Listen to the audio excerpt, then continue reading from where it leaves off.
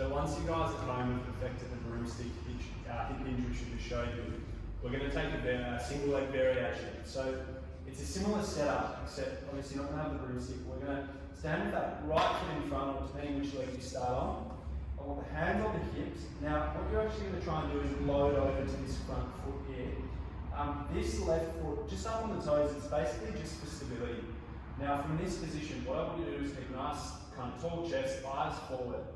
This similar movement where you soften the knees, and as you're imagining almost you're sliding your bum backwards as you're dropping through that hip, and then just coming straight back up there. A super important one for this is really making sure that you don't kind of feel any arching or your bum really sliding back like that. I really want a nice strong core as you slide that bum back there, and then come back up for me like so, nice and tall.